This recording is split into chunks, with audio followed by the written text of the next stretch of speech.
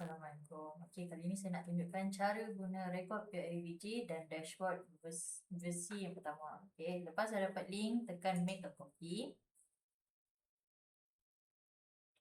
Tunggu kejap. Okey. Lepas saya tekan make copy, dia akan keluar macam ni lah. Okey, yang pertama sekali, masukkan nama sekolah, alamat sekolah. Kalau logo sekolah dengan cap sekolah, klik pada sel ni dan tekan insert. Pergi pada image, insert image in cell. Dan kita boleh masukkanlah gambar sekolah ataupun logo sekolah. Okey, lepas tu masuk pada senarai kelas. Dekat sini ada tahap boleh pilihlah sama ada tingkatan ataupun tahun ataupun PPKI. So sebagai contoh dekat sini tingkatan 5, so saya tekan tingkatan 5 dan masukkanlah 5 efficient. Okey, ni penting untuk senarai kelas. Sama juga dengan akaun ni untuk PIBG punya transaksi lah. Okey, yang ini pula untuk kutipan. Okey, jenis yuran contohnya sumbangan PIBG, kecemerlangan, buku ataupun dan lain-lain lah. Ini untuk pilih sama ada untuk kategori keluarga ataupun individu dan masukkan nilai berapa sepatutnya dibayarlah oleh pelajar tersebut untuk individu ataupun keluarga. Okey, next. Kita pergi pada transaksi. Okey. Okey, dekat transaksi ni ada nampaklah ada bulan, tarikh, nama, nombor rujukan dan sebagainya. Okey, kita mula dengan tarikh dulu. Tarikh ni kita boleh double klik dan kita pilih bila tarikh. Contohnya tarikh hari ini 21 bulan 6, dia akan automatik di sinilah. So nama ataupun perkara boleh dimasukkan kat sini. Contoh 1. Nombor rujukan pun boleh dimasukkan. Kaedah sama ada bank ataupun tunai lah. Okey, lepas tu account kita boleh pilih dekat mana yang kita dah letak dekat bahagian setup tadi tu, account mana satu. Okey. So kita boleh pilih dekat sini sama ada pembelian peralatan ataupun yuran pendaftaran. Okey, lepas tu masuk pada wang masuk ataupun wang keluar. Okey. So dekat atas ni boleh nampaklah ada baki tunai dengan baki bank, baki awal, jumlah wang masuk, jumlah wang keluar dan baki akhir. Okey, so yang sini pula boleh kita filter ikut bulan, akaun dan kaedah. Contoh saya nak tengok bulan Februari. Okey. Lepas tu akaun apa je yang saya nak tengok? Saya nak tengok yuran pendaftaran. Okey. So nanti dia akan tunjukkan macam ini saja. Okey, mana yang kita filter saja. Okey, kalau tak nak filter dah, boleh tekan select all balik. Okey, select all balik. Lepas tu dia akan keluar semua balik. Okey, itu untuk transaksi. Okey, kita masuk pada aktiviti. Aktiviti ni sama juga, dekat bahagian tarikh kita boleh double klik dan pilih tarikh. Masa kita boleh tulislah masa bila aktiviti yang akan dijalankan. Nama aktiviti, AJK yang bertugas, tempat dekat mana, status sama ada telah dilaksanakan ataupun dalam perancangan dan catatan boleh ditulis. Jumlah kehadiran ni automatik daripada kehadiran aktiviti. Okey, kita tengok kehadiran aktiviti ni. Ada aktiviti ni dah automatik lah. Bila kita dah masukkan tadi kat sini, contoh aktiviti 1. Okey, so dekat sini kita boleh nampak lah contoh aktiviti 1. Okey, siapa yang hadir untuk aktiviti tersebut, nama contohnya contoh nama 1. Dan kalau pada tarikh tersebut ada beberapa yang hadir, okay, contohnya ada lebih daripada 1 orang, so kita boleh senaraikan lah. So mana yang tak pakai tu jangan delete lah. Kita boleh hide kan saja.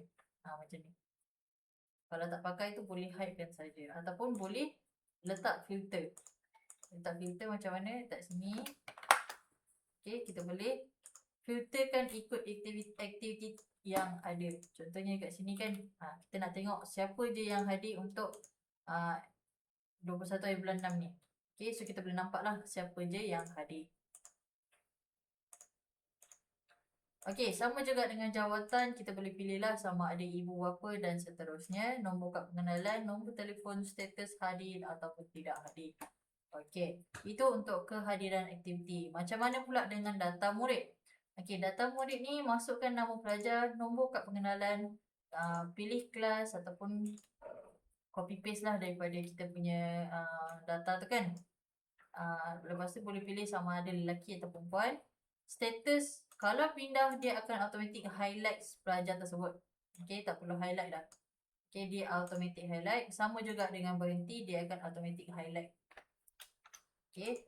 Yang sini penting. Nama ibu bapa penjaga dengan nombor kad pengenalan ibu bapa penjaga ni penting. Sebab apa? Sebab nanti kita akan dapat jumlah kutipan individu dengan jumlah kutipan keluarga. Dan kita akan automatik dapat tahulah berapa jumlah anak dalam keluarga tersebut. Okay. So dekat sini kita boleh pilihlah hubungan sama ada ibu bapa ataupun penjaga. Okay, masukkan nombor telefon ibu bapa atau penjaga. Email pun kita boleh masukkan. Okay, status bayaran ni tak automatik lah sebab kita nak tengok dekat kutipan individu dengan kutipan keluarga ni dia dah selesai ataupun belum bayar ataupun bayar sebahagian. Okay, kalau dah selesai dia akan automatik jadi hijau lah. Kalau belum bayar dia akan jadi warna merah. Kalau bayar sebahagian dia akan keluar macam ni. Okay. Okay, lepas tu kita masuk pada kutipan. Kutipan ni, okay, yang warna kelabu jangan sentuh, jangan ubah. Okay. Yang warna putih ni je isi. Okay. Contohnya dekat tarikh ni, kita double klik dan kita pilihlah tarikh hari ni. Okay. Kelas apa? Kelas 2 efisien. Contoh nama murid ni. Okay. Nama murid ni dia dah automatic filter daripada kelas yang kita dah tetapkan dekat dalam data murid ni. Okay. Okay. Contoh dekat sini 2 efisien. Ada contoh nama 15. So dekat sini kutipan ni dia akan keluar nama 15 saja. Okey, kalau contoh saya pilih kelas lain 1 efektif, dia akan keluar kelas nama murid yang daripada kelas 1 efektif saja. Okey, sama juga dengan row lain. Contoh saya klik 2 efisien. So contoh nama 15 saja yang akan muncul dekat sini. Okey, so dekat 1 efektif ni saya contohlah saya okey 2 efisien. Saya pilih contoh nama 15. Okay, dekat sini pun saya boleh pilih lah yuran apa yang dia nak bayar. Contoh dekat setup ni kita dah tetapkan dah jenis yuran apa. Okay, so dekat sini yuran ni kita boleh tulis kecemerlangan. Okay, contohnya 50. Type je nombor, jangan letak RM. Jangan letak RM 40 sebab nanti dia akan jadi error macam ni. Kita tak nak macam ni. So kita nak type nombor sahaja. Okay, cara bayaran boleh pilihlah sama ada bank ataupun tunai. Okay, diterima oleh siapa? Oleh guru kelas ke. Boleh tulis nama dekat sini dengan catatan boleh tulis kat sini. Okay. So, yang ini pun kita boleh filterkan. Contohnya kalau kelas, kita boleh filterkan ikut kelas.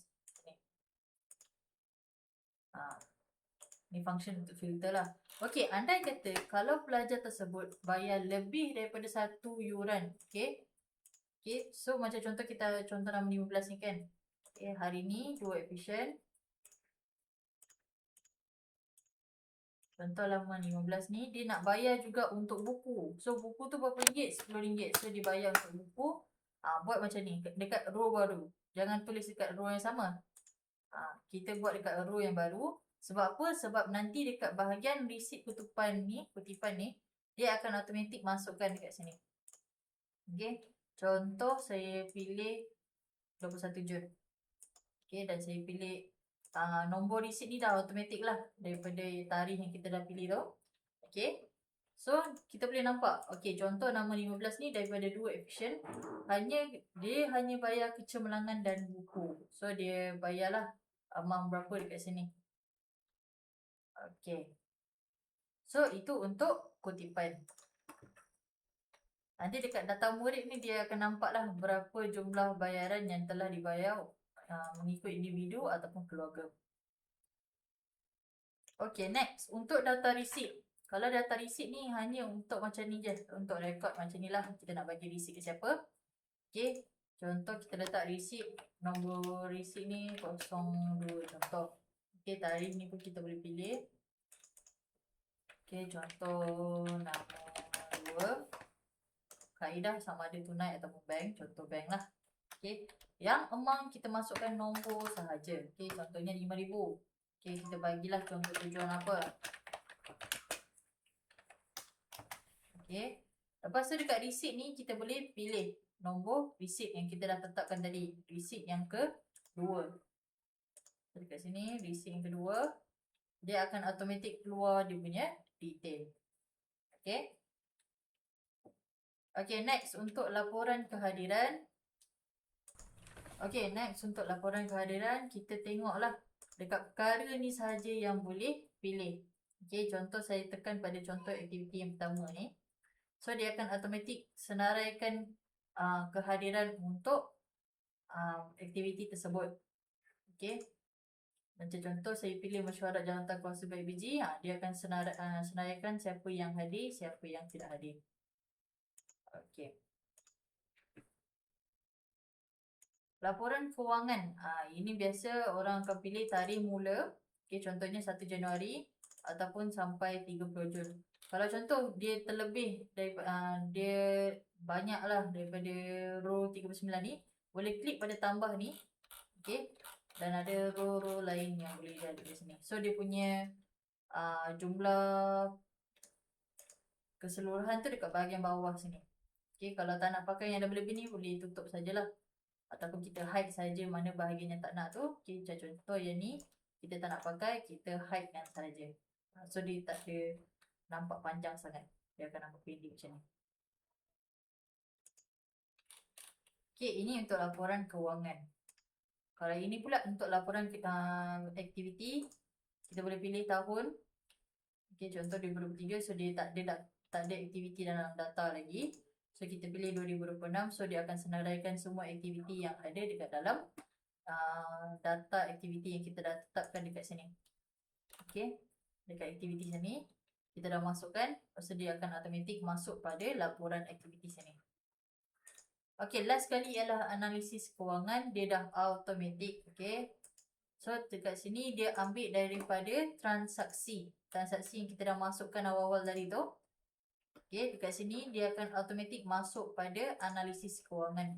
So kita boleh nampak mana yang terima, mana yang keluar lah. Okay, contoh saya tekan 2023, dia nampak kosong sebab memang kosong dia ada. So saya pilih 2026, so dia akan automatik senaraikan semua kewangan daripada 2026. Okay, itu sahaja untuk rekod PIBG. Bukan. Okay, tak habis lagi. Okay, so last kali pergi pada dashboard. Okay, pergi pada dashboard. Aduh, tak tahu.